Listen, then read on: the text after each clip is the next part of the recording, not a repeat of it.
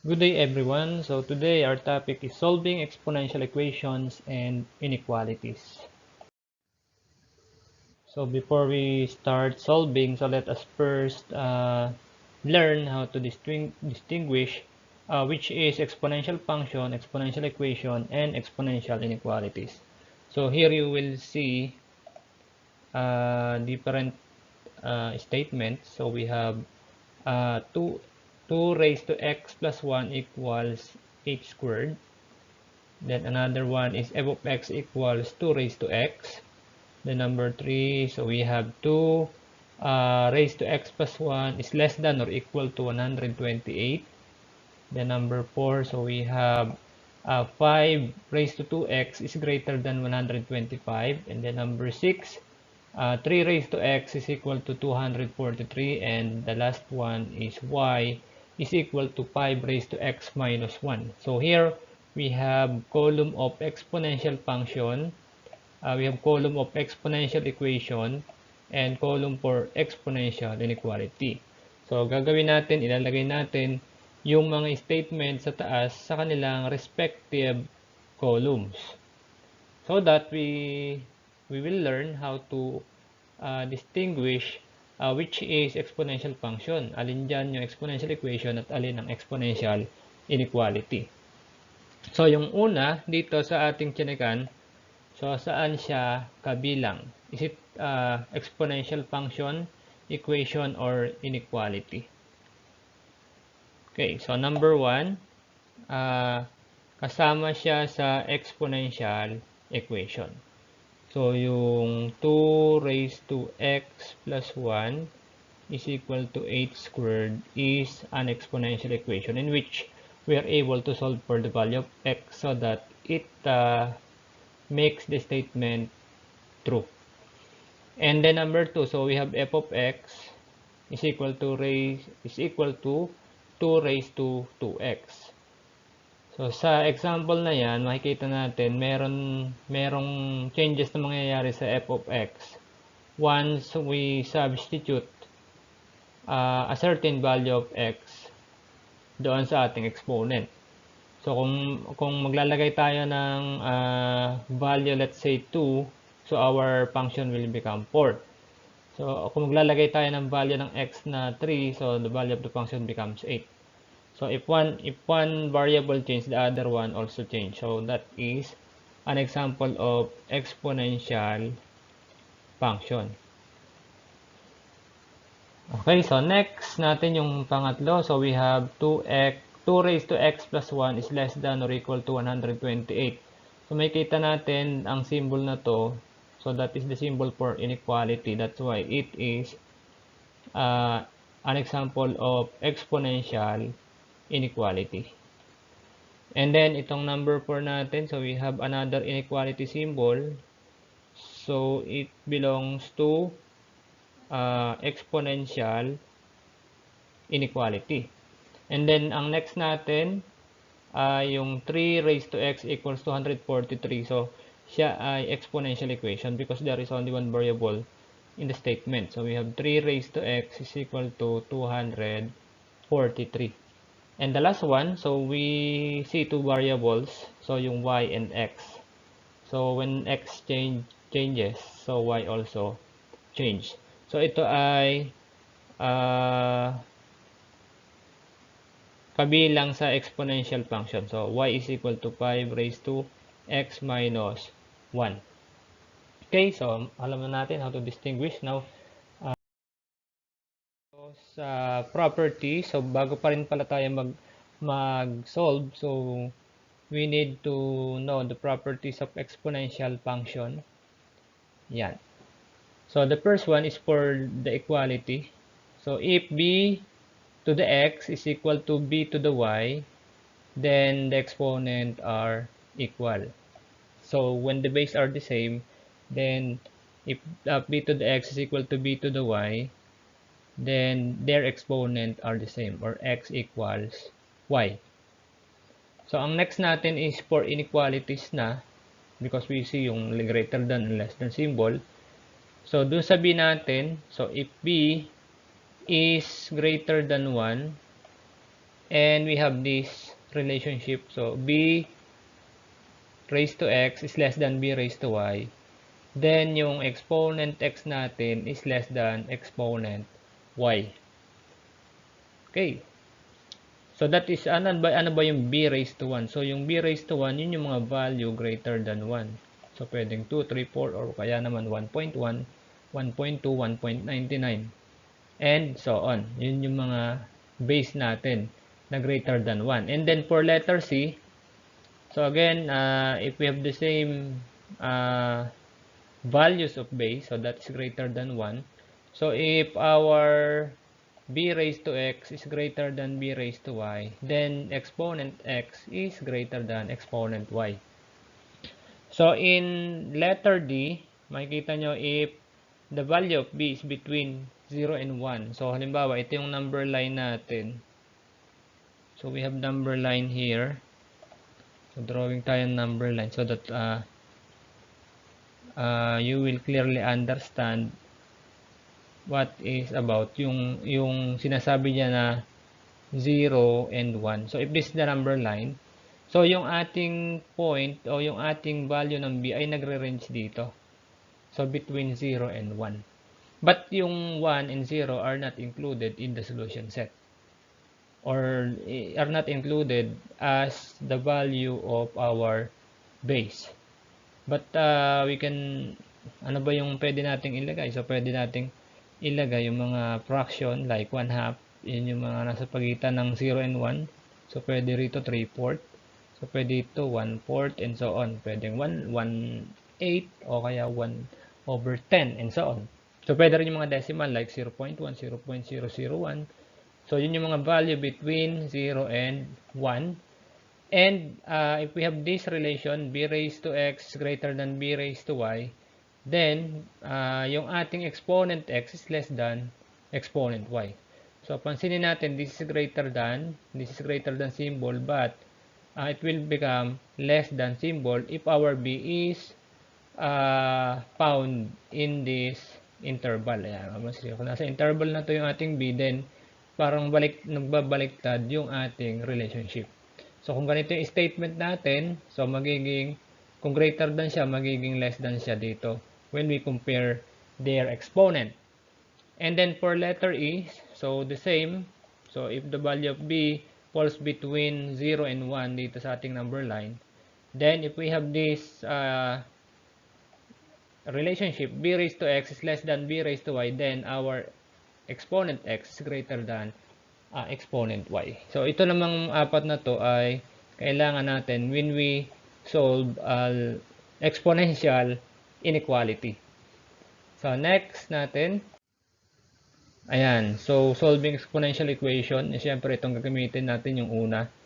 So if b raised to x is equal to b raised to y, then the exponent are equal or exponents are equal. Some use this. So instead ng nasa, kasi may ibang aklat, ito yung ginagamit instead na x and y, so they use x sub 1 and x sub 2 for two different exponent. Then if the base are the same, so ayan, nakikita nyo pares b, then we can say that their exponent are also the same because of the equal sign. Next, so these are the steps in solving exponential equation. Letter A, rewrite each side of the equation as an exponential expression having the same base. And then letter B. So use the law of exponent, yung mga law of exponent natin, yung mga product of powers, power of a power, quotient of powers, negative exponent law, tsaka yung zero exponent, and other law na hindi ko nabanggit. So gagamitin natin yon dito sa pag-solve ng exponential equation. And then, yung letter C natin, check the answer by substituting it to the equation. Once we solve for the value of x or any variable the problem is using, ay dapat nating i-check. At pag check natin, see to it that the left and the right side of the equation are equal with our solution. Next, ito yung example natin. So, solve for the value of x in 4x plus 1 equals 64. So, this is how to solve this equation. This is under solving exponential equation. So we have to think of the base. So we have this, di ba? If we recall, so if we have b raised to x is equal to b raised to y, then the exponent are equal. But the base in the given are not equal. So ang gagawin natin, dapat parehasin natin. So ang atin na lang gagalawin dyan is yung 64 because ito yung larger value. So can we write the 64 as power with base 4, or pwede naman yung 64 yung 4 naman, pwede ba nating isulat siya as another base? Can we express 4 using another base? Let's say 2, pwede ba nating ipakita? So pwede naman siguro. So inahin muna natin yung 4 kung pwede sa 64. So yung 64 pwede nating isulat as 4 times 4 times 4. So using our calculator, okay, so pwede nating ipakita yung 64 as 4 cube. So 4 raised to x plus 1, kokopyahin ko lang siya, and then we have 4 raised to 3 because 4 cube is also 64. So why? Because 4 cube is also equal to 64. So we can use this expression instead of 64 so that we can apply this property. Yan.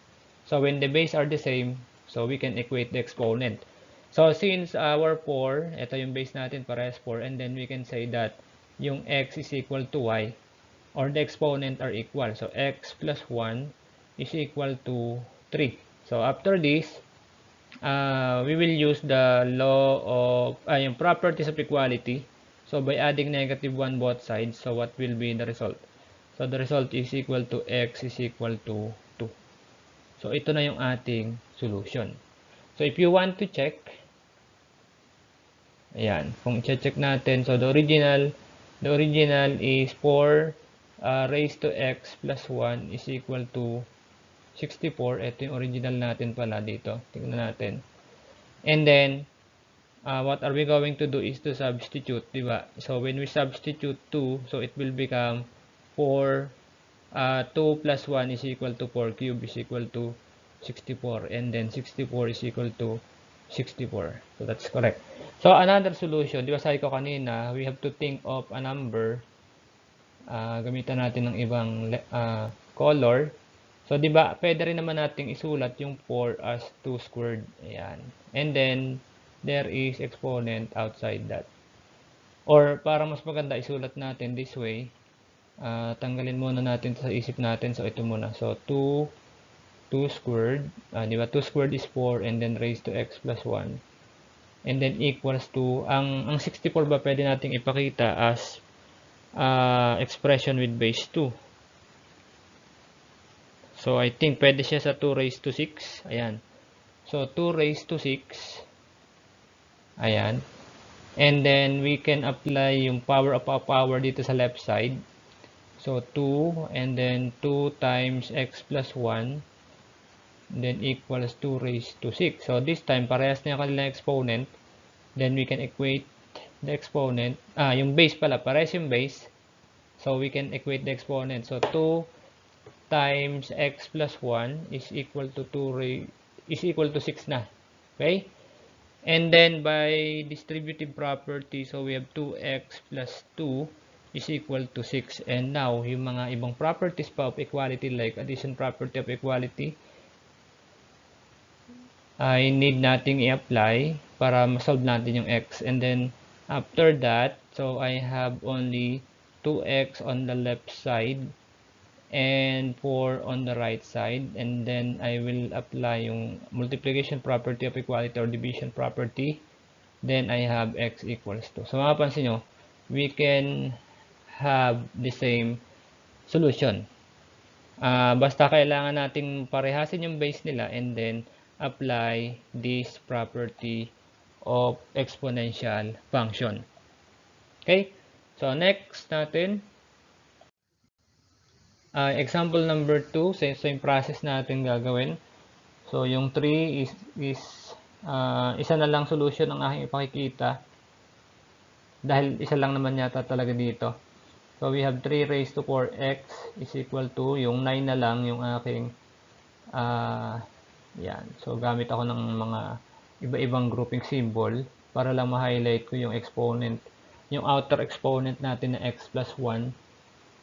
And since pwede naman nating manipulate pa, so pwedeng 3. So ito yung pinaka-base natin, raised to 2, then raised to x plus 1. Ayan. So makikita natin na ang base natin, so pwedeng ayusin na muna natin yung mga grouping symbol before we use the property. So we have 3 and then 2x plus 2 as exponent ng 3. So parehas na yung 3 natin as base, so we can equate the exponent. Then 2x plus 2. So mapapansin natin, by adding negative 2x both side, so the result is equal to 2x is equal to 2. And then dividing both sides by 2 to solve for x, then x equals 1. Kasi kinansel natin yung 2. So ang solution natin is x equals 1. So to check, so kung gusto natin i-check pa at mayroon pa tayong time, so yung original na atin ay ito, dapat pag nilagay natin yung ating solution, hindi pala to yun, so that is 1. Burahin ko lang. Okay. So our solution is 1. So ilagay natin substituting for x, so 9, then times 1, raised to 1 plus 1. So ito magiging 3 raised to 4, then this one is 9 squared. So simplifying further, yung 3 raised to 4 is 3 times 3 times 3 times 3. And then yung 9 squared is 9 times 9. So if you see, are they equal? Kasi if we multiply yung 3 times 3, it is 9. 3 times 3 is another 9. So 9 times 9 is equal to 9 times 9, or 81 is equal to 81. So meaning our solution 1 is correct. Then example number 3, so we have this, so 5 raised to x equals 125 raised to x minus 1. So yung left side ay sa akin ay obvious na hindi ko nagagalawin, but I will only rewrite yung 5 raised to x. Yung right side, so I have to think of a number, a lower number than 125, so that I can express it with a lower base raised to a certain exponent. I think it is a 5 cube.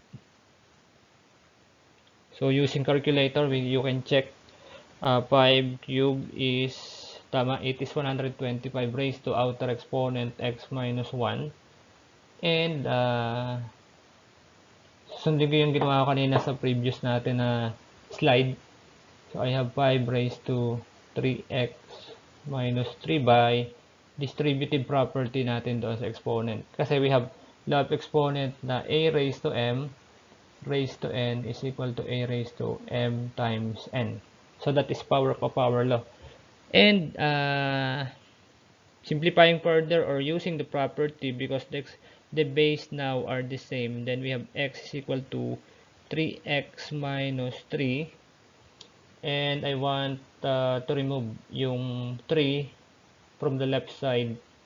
So I need to add the reciprocal or the inverse. So adding 3 both sides. Yan, ano magiging resulta niya?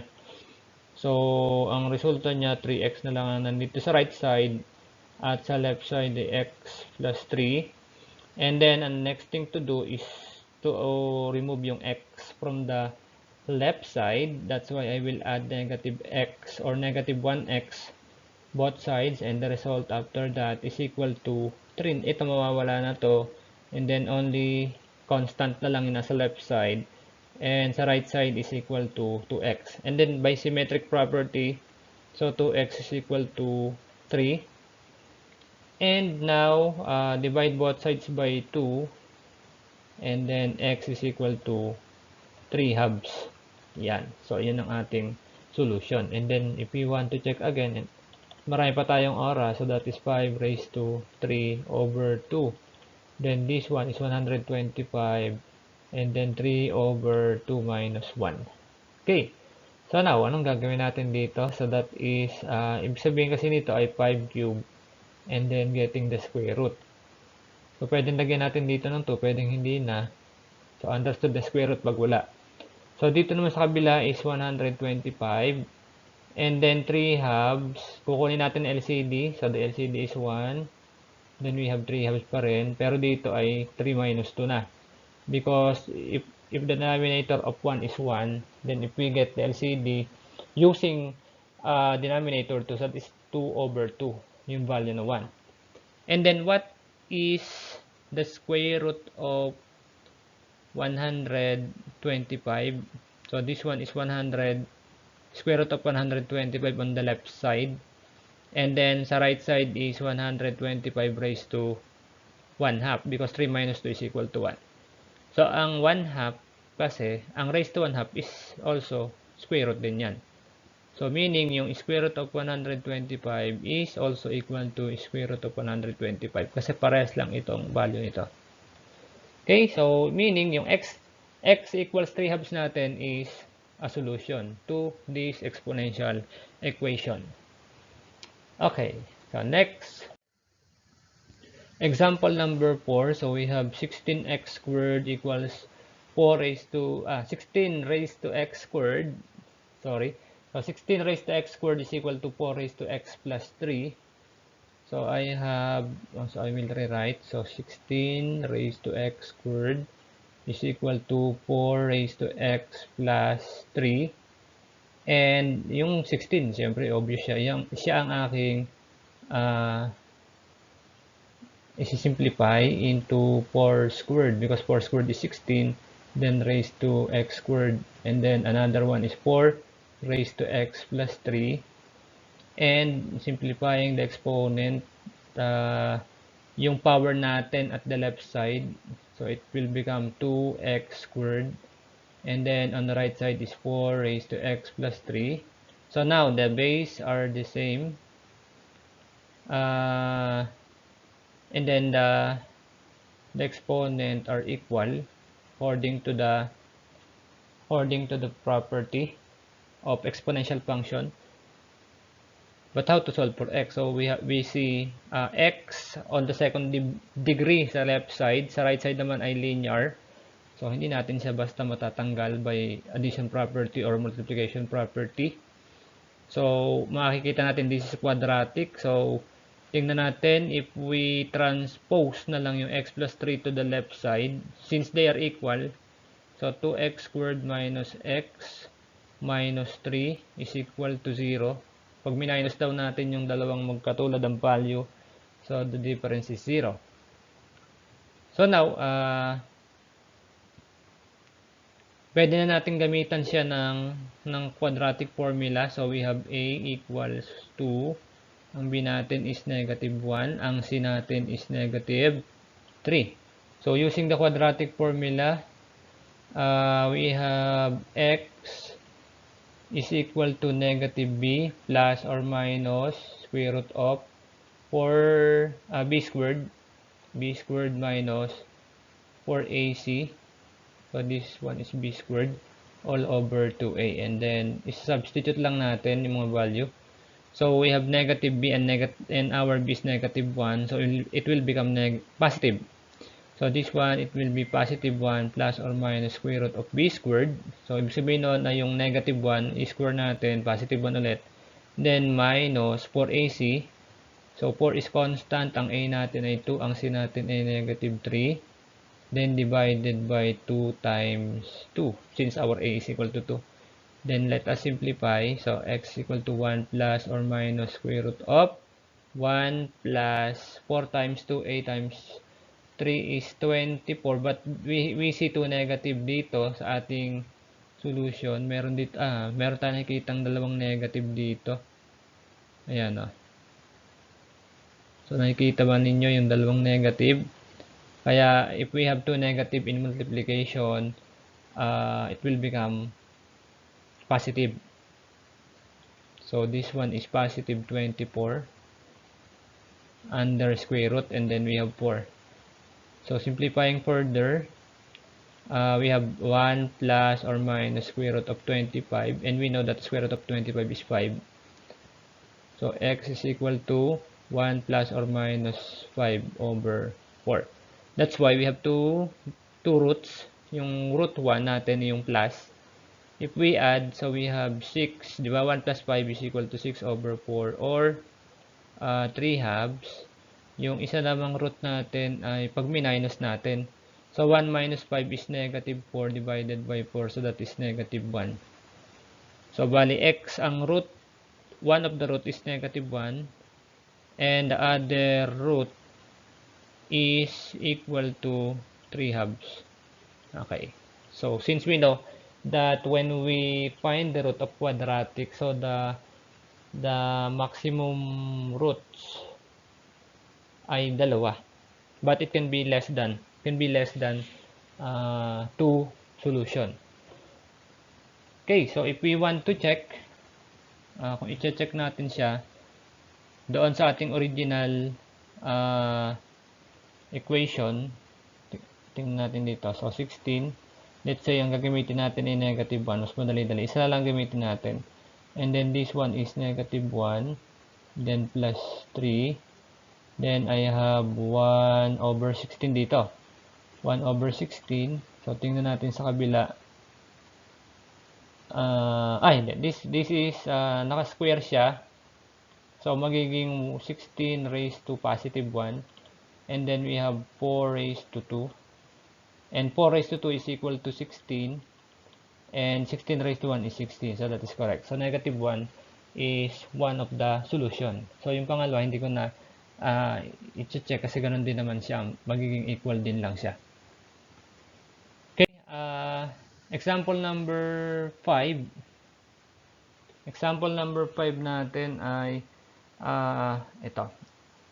So we have 2/3 or 2/3 is raised to 5x plus 2 is equal to 3 halves raised to 2x. So makikita natin ang isa 2/3 sa 3 halves reciprocal. But we have the law of exponent, yung 1 over a raised to negative m magiging a raised to positive m. Or pwedeng tingnan natin ang baliktad, yung a raised to negative m is equal to 1 over a raised to positive m. So, ma-apply natin siya dito. So, if we want the base become equal or the same, so, ang isa sa mga to, dapat kunin natin ng reciprocal. So, when we get the reciprocal of 2/3, so that is 3 over 2, but see to it that the exponent is negative. Okay, and then raised to another exponent. So 5x plus 2 is equal to 3 over 2 raised to 2x. So yung negative sa exponent natin will make the operation of our polynomial change, di ba? At saka yung sign magbabago.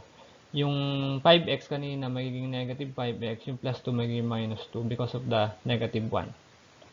And it is equal to 3 over 2 raised to 2x. So if you remember, yung property of exponential function, so pwede na nating apply because equal na yung base nila.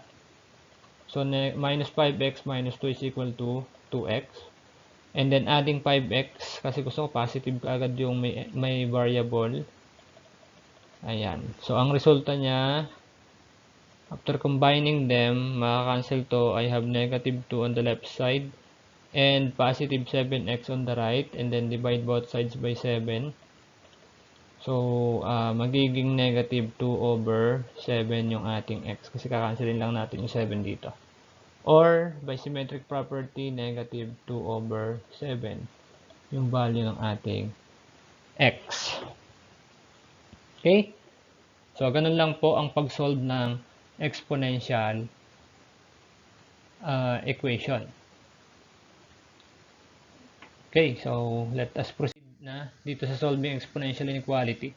Ang gagawin lang natin dito ay rewrite each side of the inequality as an exponential expression having the same base, katulad ng exponential equation, and apply the properties. Nakita niyo yung property letter B hanggang property letter E, kaya mahalaga yon.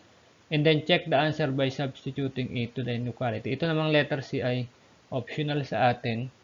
Kung gusto nating i-check, lalong-lalo na pagka may time yung ating exam, talaga naman lagi may time at tayo nagmamadali, hindi natin nagagawang mag-check.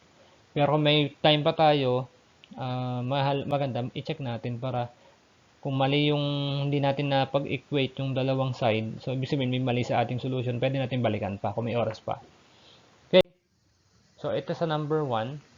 So we have this 4 raised to x minus 1 then is greater than 16, yung 16 4 squared.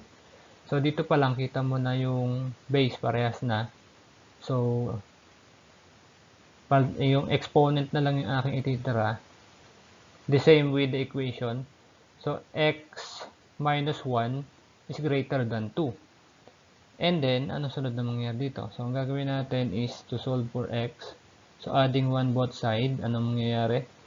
So it will make the left side of the equation x na lang matira, and then sa right side ay 2 plus 1 equals 3. Therefore, ang ating solution set dito is x is greater than 3. So, magiging true yung ating statement kung ang mga values of x natin ay halimbawa ay greater than 3, pwedeng 4, whole number na lang muna 5, although pwede naman ang 3.1, di ba? Or 3 and 1 half or 3 and 1 fourth. Pero whole number muna. Halimbawa ay 4, 5, 6 yung nasa list ko. Alin man dyan ang ilagay ko dito will make this statement true. So, if we have 4 raised to x minus 1 is greater than 16. Let's say, pinili ko ay 4. And then, it will become 4 cubed. Is greater than 16. And then, 64 is greater than 16. So, diba? The statement is correct.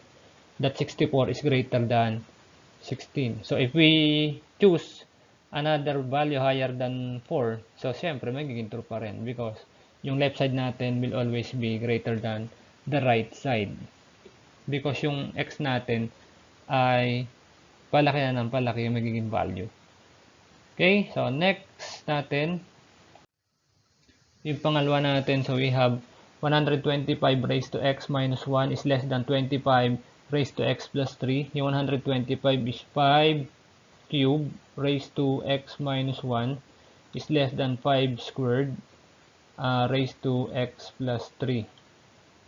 So, by distributive property, gusto ko kasi tanggalin muna yung mga grouping symbol, although pwede naman na i-shortcut ko na lang. But since this is tutorial, maganda malino yung makita na yung ating base ay parehas na.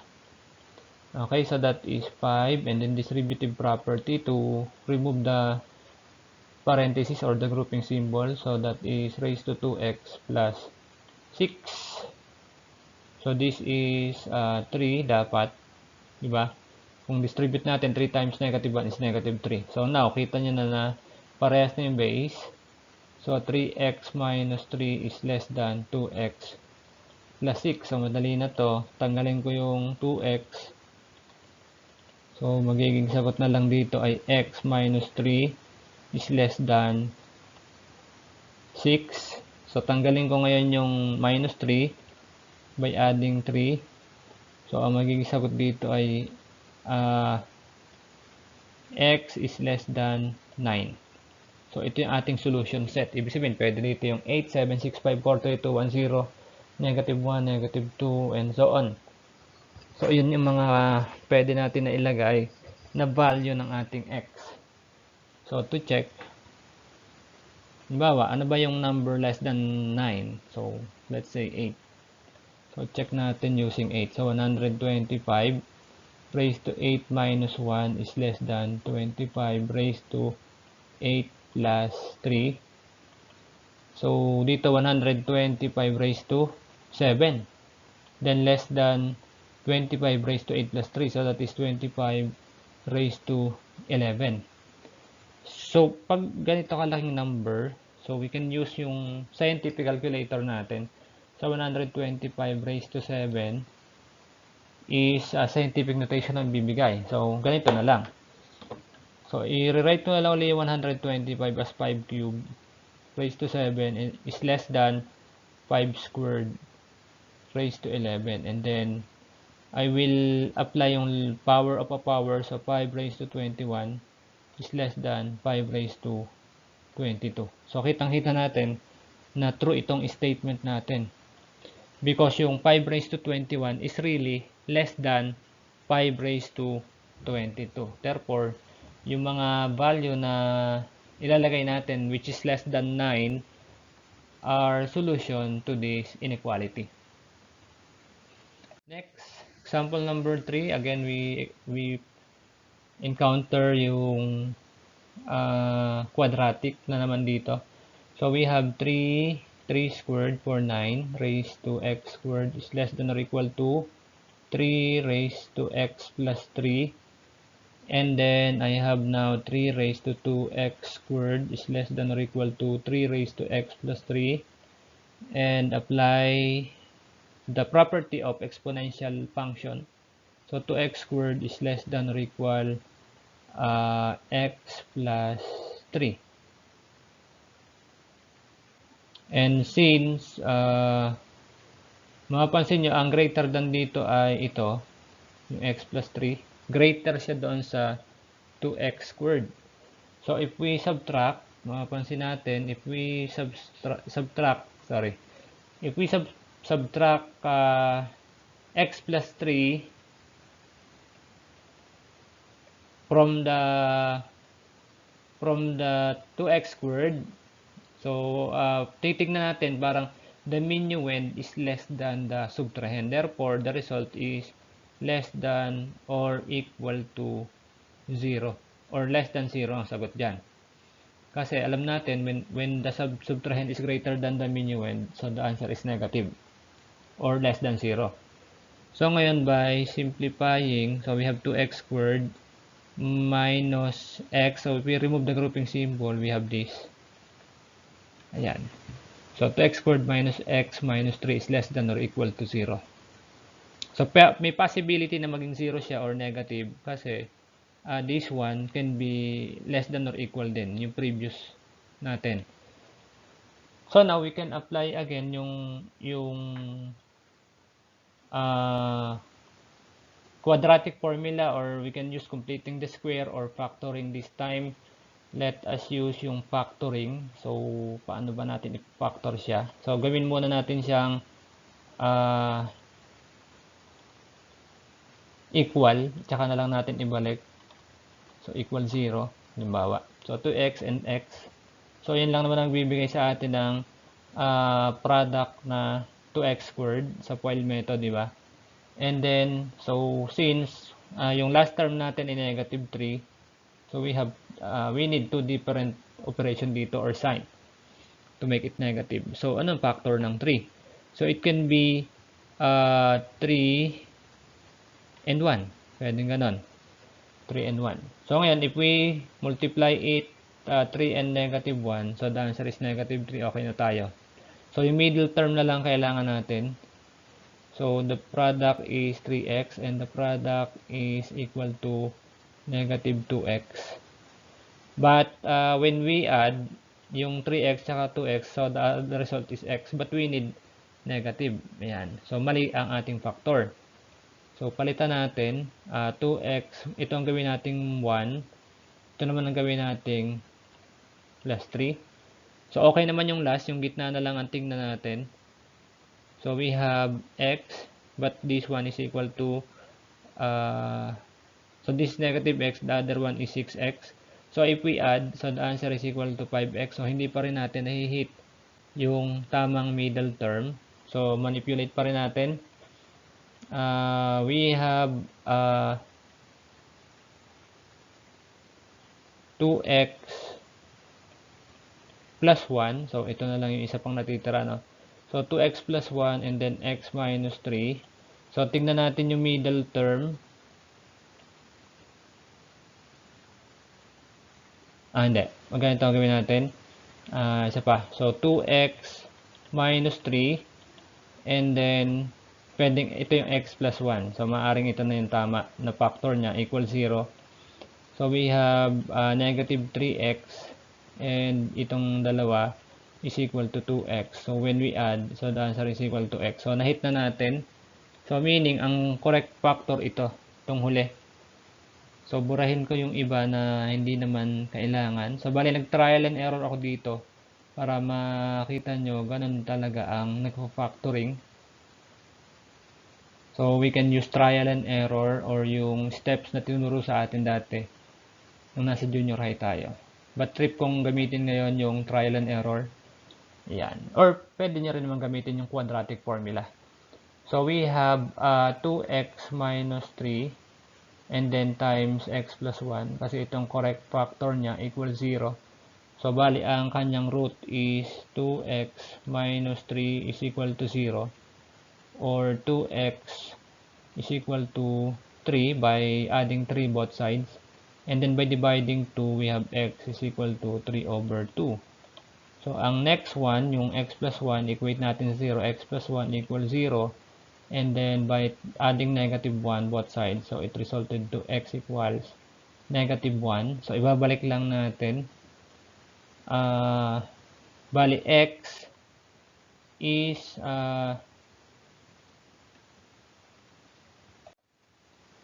okay, so tingnan natin, burahin natin yung hindi kailangan dito. Kasi pag inequality, medyo mas mahirap siya ng konti sa equation kasi may kinoconsider tayo dito na direction. Dito, kailangan ma-visualize natin, di ba?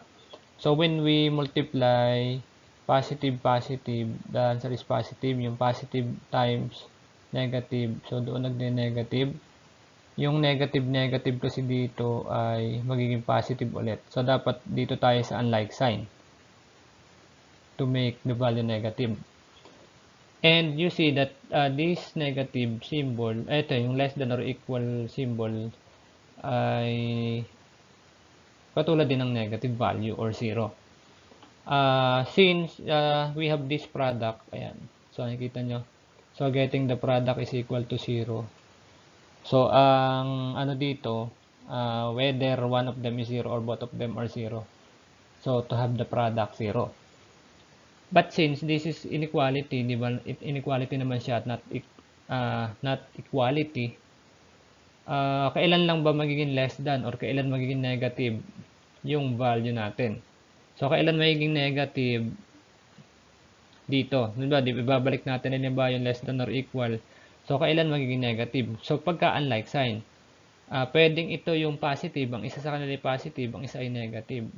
So, pwedeng ito naman ang negative, yung isa naman yung positive.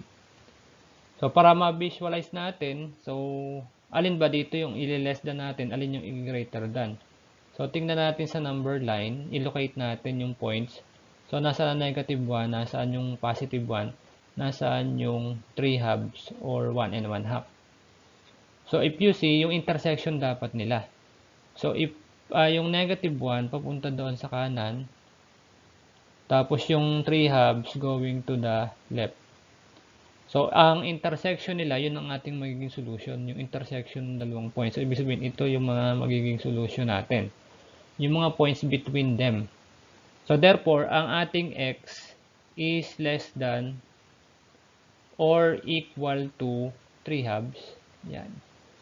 Tapos, yung isa naman, yung isang x natin is greater than or equal to negative 1. So, ito yung ating magiging solution. So, it should be connected by end. So, dapat, ang x natin is less than or equal 3 halves, but, and yung x natin is greater than negative 1. So, yun yung ating magiging solution. Since ina-allow natin na maging 0, kaya in-include natin yung 3 halves at saka yung negative 1 mismo. So, ngayon, ano ba yung mga value between them? So, pwede natin gamitin ang 0, di ba? Pwede natin gamitin yung 1 half. O, pwede natin gamitin ng 1 half for our solution, from our solution set. So, ngayon, let us check. Check natin. So, we have 9 So let's say we use 0. So 0 squared is less than or equal to 3, and then 0 raised to 3, and then 9 raised to 0 is less than or equal 3 raised to 3. So solving further, so we have 9 raised to 0 is 1, is less than 3 raised to 3. 3 times 3 times 3 is equal to 27, and that is true. So the statement is true. So tama yung ating solution. Na ang solution natin nagre-range from negative 1 up to 3 halves. So let's say pumili tayo ng number or value outside this region. So labas diyan. So dapat ang maging sagot natin ay false. So let us check ulit. So gamit tayo ng ibang space dito sa kabilang side para makita nyo pa rin yung previous natin na checking. So kung i-check natin using value outside the solution set. So let's say dito tayo kumuha. Pinili natin ay 2.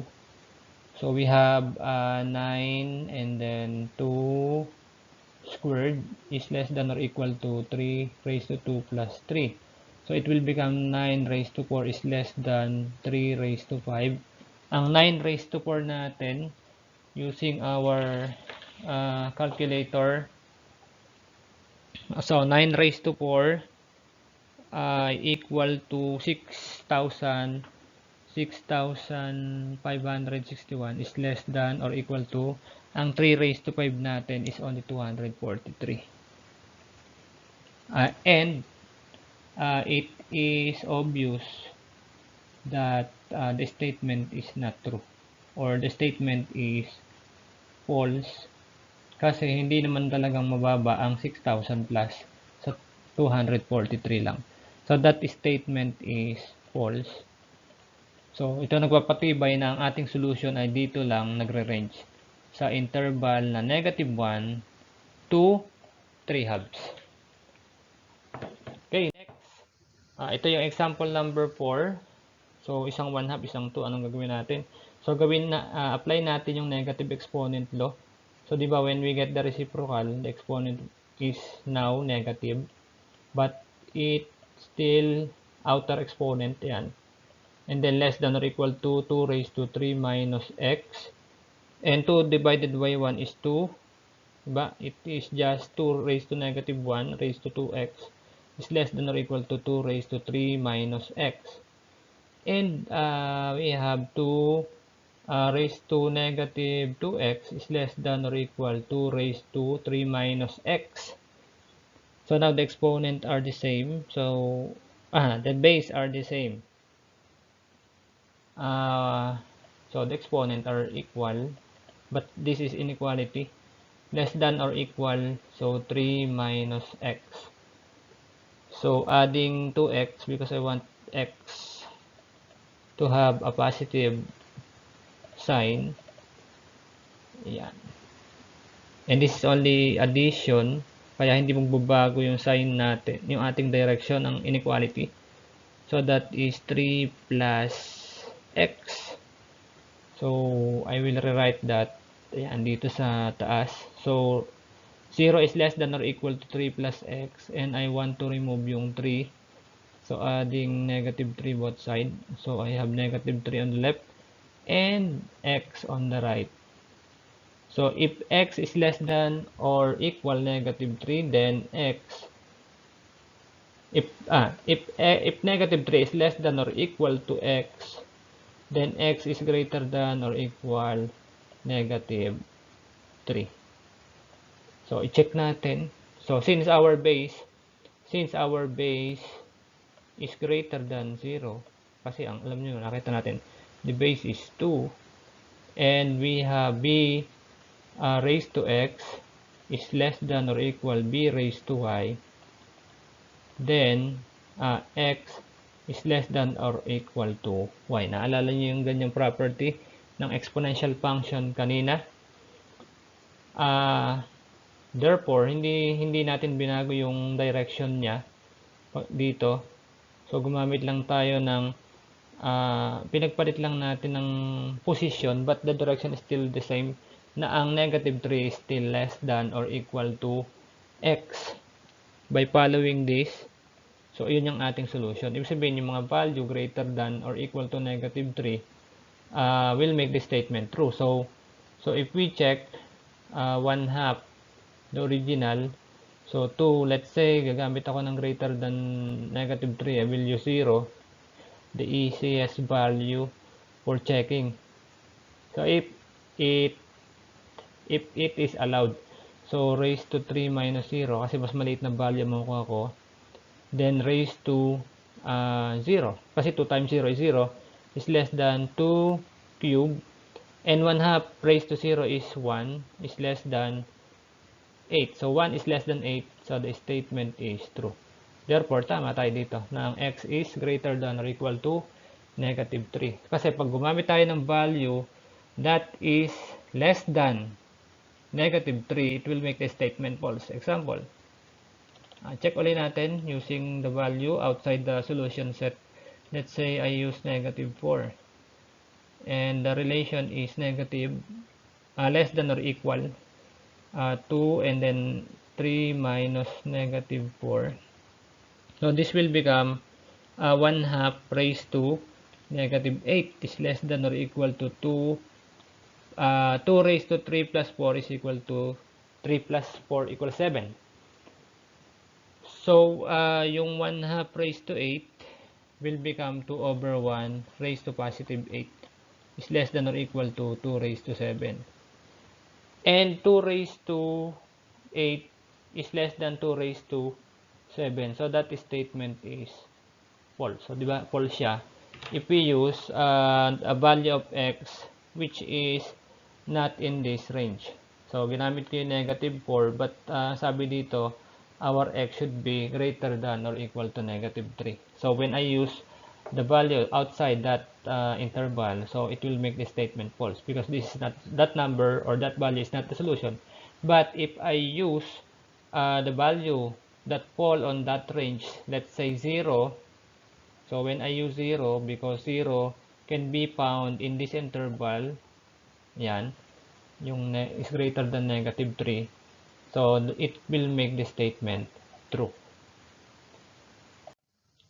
And again, tapos na yung ating topic about solving exponential equation and inequality. So our next topic will be representing exponential function through its table of values, through its graph, and through its equation. So again, thank you for watching our discussion, and I hope that you learn something from this topic. And again, thank you and God bless everyone.